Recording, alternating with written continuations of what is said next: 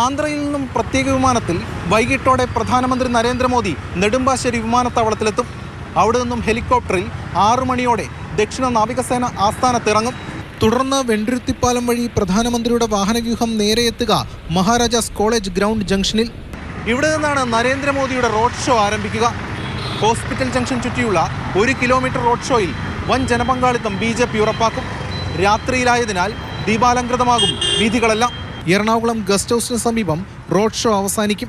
Road ഷോയ്ക്ക് ശേഷം പ്രധാനമന്ത്രി നരേന്ദ്രമോദി തങ്ങുന്നത് എറണാകുളം ഗസ്റ്റ് ഹൗസിലാണ്. 17-ന് പുലർച്ചെ ഇവിടെ നിന്നും അദ്ദേഹം ഗുരുവായൂരിലേക്ക് പോകും. സുരേഷ് ഗോപിയുടെ മകളുടെ വിവാഹത്തിൽ പങ്കെടുക്കുന്ന മോദി ഗുരുവായൂർ ക്ഷേത്രത്തിൽ ദർശനം നടത്തും. ശേഷം നേരെ തൃപ്രയാറിലെത്തി ശ്രീരാമസ്വാമി ക്ഷേത്രത്തിൽ തൊഴും. അവിടെ ചില ചടങ്ങുകളിലും സംബന്ധിക്കും. ബുധനാഴ്ച തൃശ്ശൂരിൽ നിന്നും മടങ്ങിയെത്തുന്ന പ്രധാനമന്ത്രിയുടെ ആദ്യ പരിപാടി കൊച്ചി കപ്പൽശാലയിലാണ്. ഇവിടെ 4000 കോടി രൂപയുടെ വികസന പദ്ധതികൾ അദ്ദേഹം നാടിന് സമർപ്പിക്കും. വില്ലിംഗ്ടൺ ഐലൻഡിൽ കൊച്ചിൻ ഷിപ്പ്യാർഡിന്റെ രാജ്യാന്തര കപ്പൽ റിപ്പയറിംഗ് കേന്ദ്രം, പുതിയ ഡ്രൈഡോക്ക് എന്നിവ അദ്ദേഹം ഉദ്ഘാടനം ചെയ്യും. മറൈൻ ഡ്രൈവിൽ ഒരുക്കിയിരിക്കുന്ന ഈ വേദിയിലാണ് മോദി പങ്കെടുക്കുന്ന BJP ശക്തി കേന്ദ്ര ഇൻചാർജുമാരുടെ യോഗം. ലോക്സഭാ തെരഞ്ഞെടുപ്പ് പ്രവർത്തനങ്ങൾക്കുള്ള മാർഗനിർദ്ദേശം പ്രവർത്തകർക്ക് മോദി നൽകും.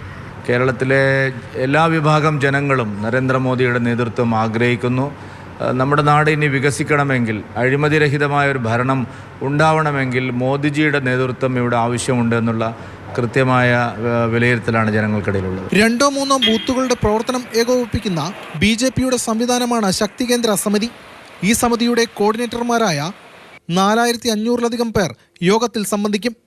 മറ്റ് സംസ്ഥാനങ്ങളിലൊന്നും മോദി ഈ യോഗത്തിൽ പങ്കെടുത്തിട്ടില്ല. കേരളം ലക്ഷ്യമിട്ടുള്ള പ്രവർത്തനങ്ങൾക്ക് പ്രധാനമന്ത്രി തന്നെ ചുക്കാൻ പിടിക്കുകയാണിവിടെ. നരേന്ദ്രമോദിക്ക് പിന്നാലെ JP നഡ്ഡ, അമിത്ഷാ തുടങ്ങിയ നേതാക്കളും വരും ദിവസങ്ങളിൽ കേരളത്തിലെത്തും. ലോക്സഭാ തെരഞ്ഞെടുപ്പിൽ കേരളത്തിൽ നിന്നും ഏതുവിധേനയും ഇക്കുറി അക്കൗണ്ട് തുറക്കുക എന്നതാണ് BJP ലക്ഷ്യം. ക്യാമറമാൻ വിജേഷ് പുതുവാശ്ശേരിക്കൊപ്പം S രാഗിൻ, മാതൃഭൂമി ന്യൂസ്, കൊച്ചി.